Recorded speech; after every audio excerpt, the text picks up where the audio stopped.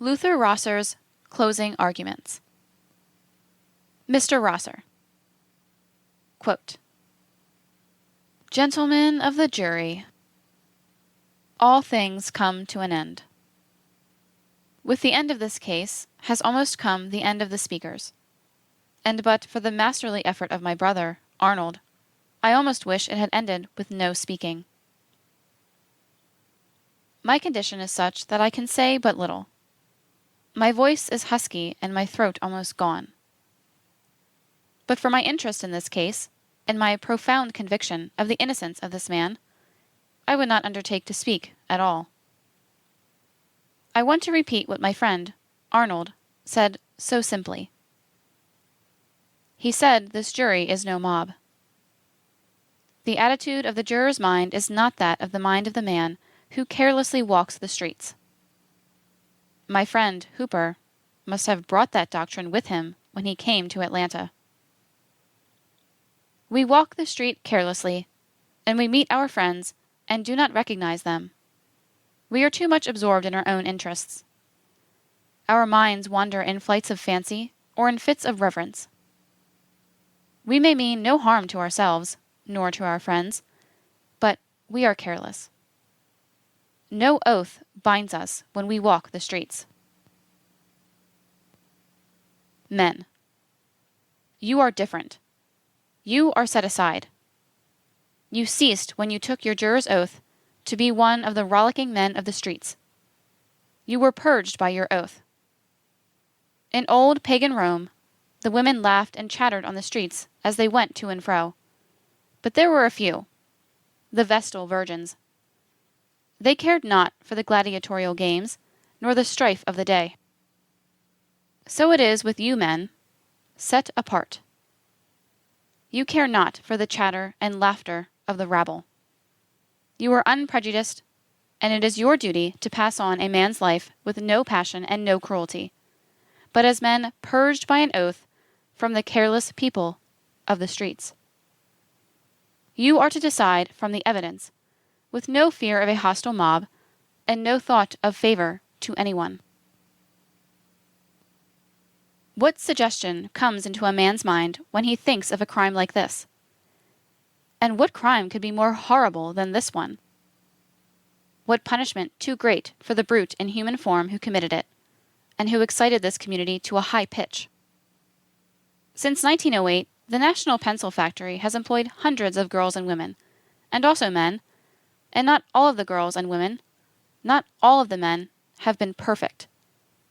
But you can find good men and women in all strata of life. And yet the detectives, working with microscopes and with the aid of my friend, Dorsey, excited almost beyond peradventure, found only two to swear against Frank.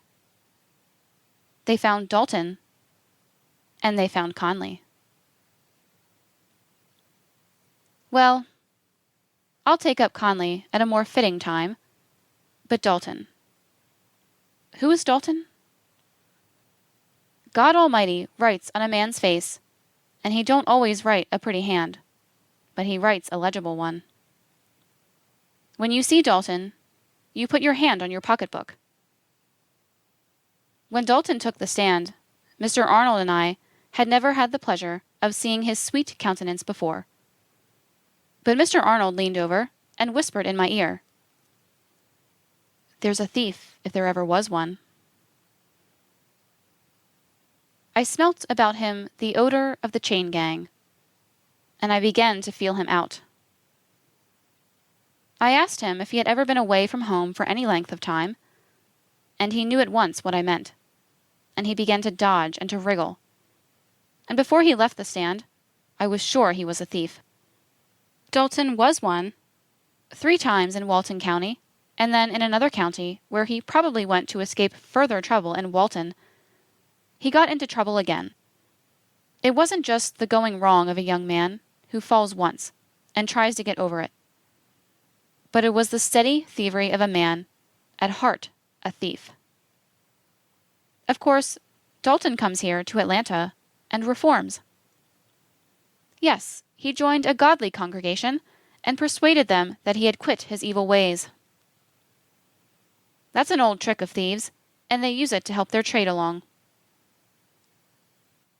I believe in the divine power of regeneration. I believe that you can reform, that there's always time to turn back and do right. But there's one kind of man whom I don't believe can ever reform.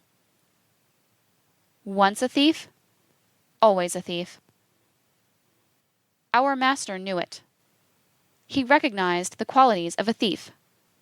You remember when they crucified him, and he hung on the cross there on the hill. Well, he had a thief hanging beside him, and he said to that thief, "This day thou shalt be with me in paradise." He didn't dare say tomorrow. He knew he'd better say today, because by tomorrow that thief would be stealing again in Jerusalem. Dalton disgraced the name of his race, and he was a thief, and worse, if there can be, and yet he joined the church. He joined the church, and he's now a decent, believable man. Well, you remember how brazenly he sat here on the stand and bragged of his peach, how indecently he bragged of his fall, how he gloated over his vice. He was asked if he ever went to that miserable, dirty factory basement with a woman for immoral purposes, and he was proud to say that he had. Gentlemen, it was the first time Dalton had ever been in the limelight. It was the first time decent, respectable white men and women had ever listened to him with respect, let alone attention. When he was asked about that, if he was guilty, if he had fallen, he might have declined to answer. He might have hung his head in shame, as any decent, respectable man would have done, but instead, he bragged and boasted of it. When Dalton was asked what sort of a woman Frank had, he brazenly and braggingly said he did not know, that he himself had such a peach there that he could not take his eyes off her to look at Frank's woman. Well, you have seen Dalton's peach. You all have seen Daisy. Conley tells a different story. He says Frank took the peach, that lemon, for himself, and that Dalton had to get him another woman. I'm not saying that we are all free of passion, that we are all moral and perfect, but at least the decent man don't brag of having a peach. Well, if you believe Dalton's story, and let's presume it true now. If you believe it, he went into that scuttle hole there at the factory with Daisy. Dalton took that woman into the factory, into a dirty, nasty, fetid hole where the slime oozed and where no decent dog or cat would go. And there he satisfied his passion. That's what he told us. Well, Dalton told us he went there about 2 o'clock one Saturday afternoon last year. And of course, at that time, the Clark Wooden Ware Company occupied the lower floor, and used the same entrance that the National Pencil Company did. And Frank was at lunch, and knew nothing of Dalton's visit. Of course, Dalton left an oozy trail behind him. Wherever he went, he did that. You can still feel it in this courtroom.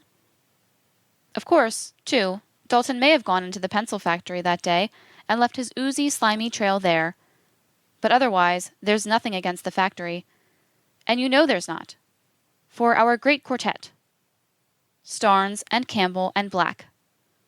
Oh, how I love Black. I always want to put my arms around him whenever I think of him. And Scott, for he was with that crowd. They tried their very best to find something that would show that factory up as a vile hole. Well, there's another reason that proves conclusively that it was not the assignation place Dalton and Conley name it. It has always been wrong for men and women to commit fornication and adultery, but it's always been done, in the world, as long as it was done decently and quietly, and not bragged about and blazoned forth in public places, has rather allowed it to go unchecked. But it's not so now. You know, I know the working people of this state and this city. I've always worked with my head, and it's never been my good fortune to be one of the working people. But there are no silken ladies in my ancestry, nor are there any dudish men. I know the working men and the working women, because that blood runs in my veins, and if any man in Atlanta knows them, I do. And I tell you that there are no 100 working girls and women in Atlanta who could be got together by raking with a fine-tooth comb, who'd stay there at that factory, with conditions as bad as they have been painted. And there are no 100 working men here, so thin-blooded, as to allow such conditions there. Frank's statement to the jury, it was Frank's handiwork only, and neither he nor Mr. Arnold knew what Frank was going to say when he got on the stand. Look at the statement this man made to you, and it was his statement, not mine. I can prove that by the simple reason that I haven't got brains enough to have made it up. And Mr. Arnold, though he's got far more brains than I, he could not have made it. Mr. Arnold might have given it the same weight and thickness, but not the living ring of truth. Now, another thing. We didn't have to put Frank's character up.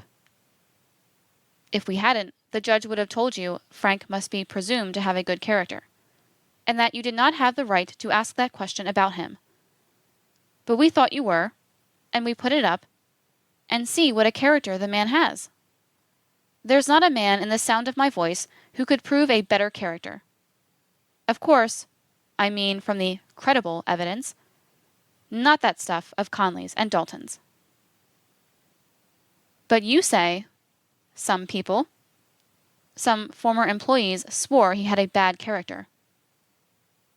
You know that, when you want to, you can always get someone to swear against anybody's character. Put me in his place, and let my friend, Arnold, be foolish enough to put my character up, and there'd be plenty of those I have maybe hurt or offended as I have gone through life. Would swear it was wrong, and I believe I've got an ordinarily good character. Why, you could bring 20 men here in Fulton County to swear that Judge Roan, there on the bench, has a bad character.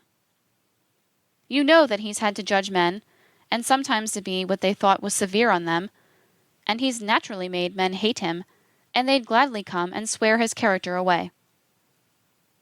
But if the men and women who live near him, the good and decent men and women, who lived near him and knew, came up and said his character was good, you'd believe them, wouldn't you?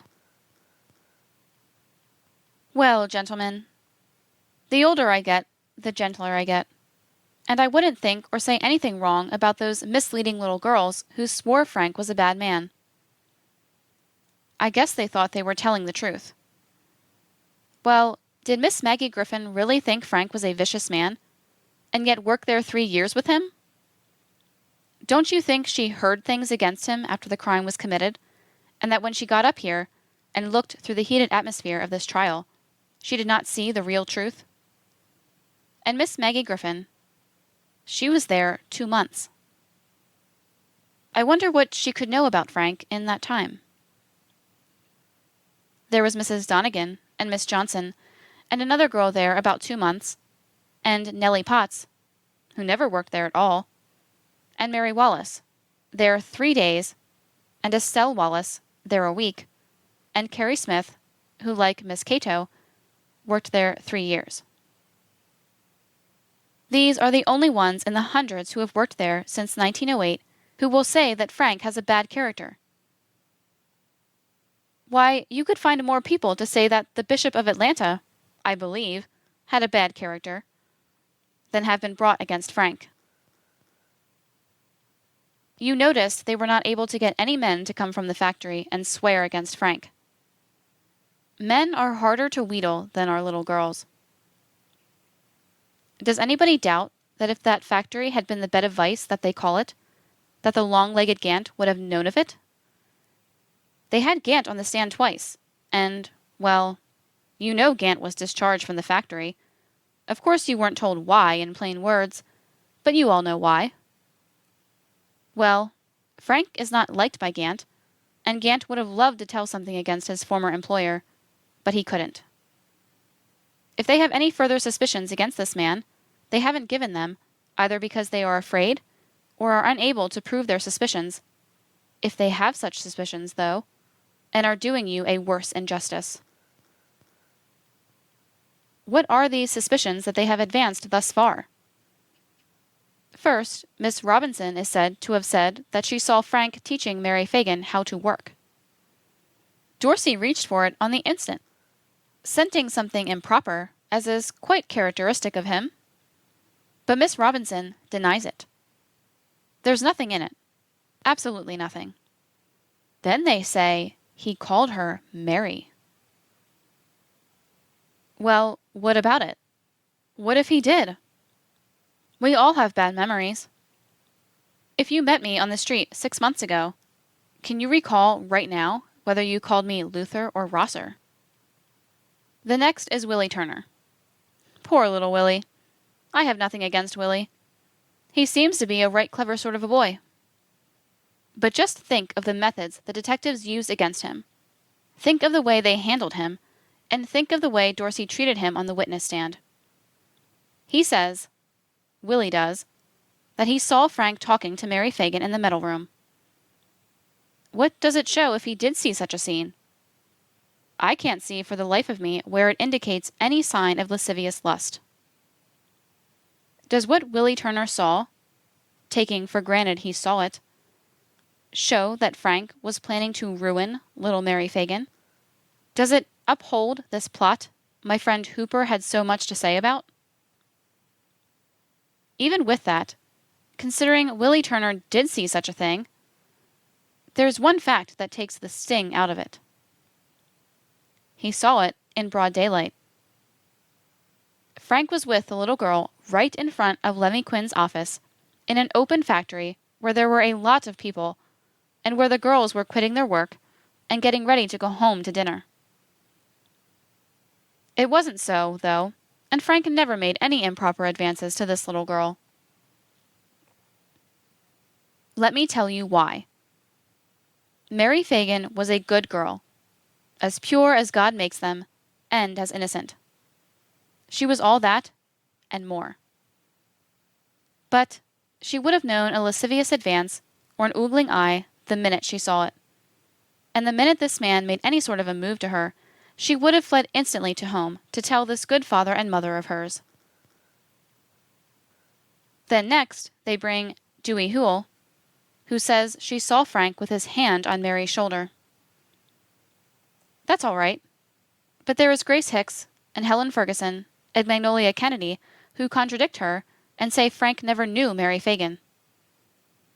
You can say all you please about such as that, but there is one fact that stands out indisputable. If that little girl had ever received mistreatment at the pencil factory, no deer would have bounded more quickly from the brush at the bay of dogs than she would have fled home to tell her father and mother.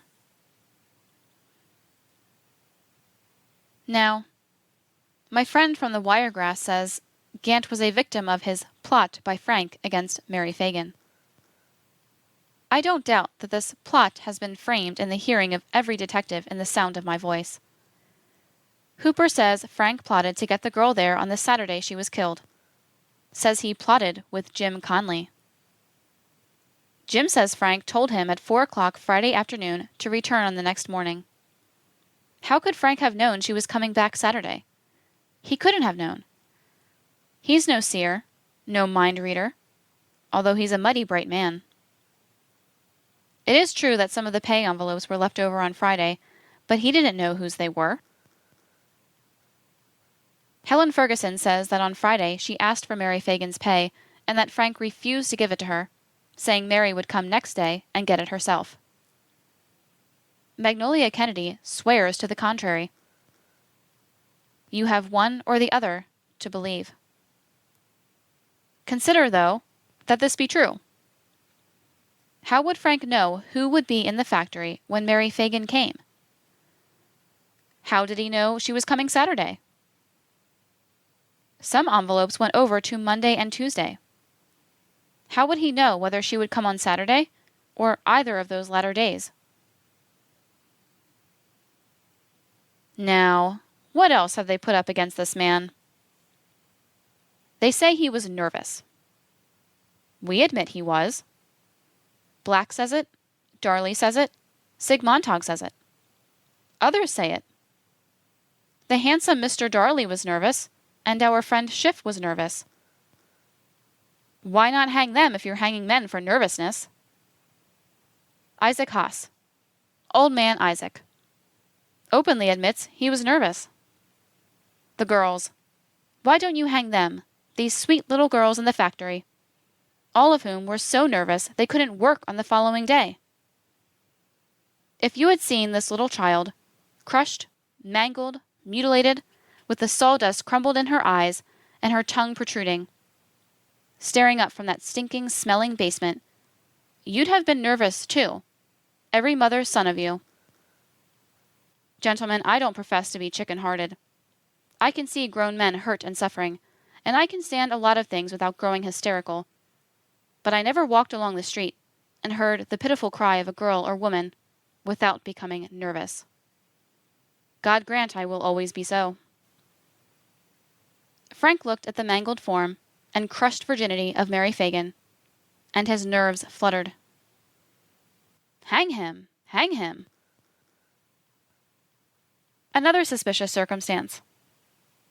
He didn't wake up when they telephoned him that morning the body was found. That might depend on what he ate that night. It might depend on a lot of other things. Some of us wake with the birds, while others slumber even through the tempting call of the breakfast bell. Would you hang us for that?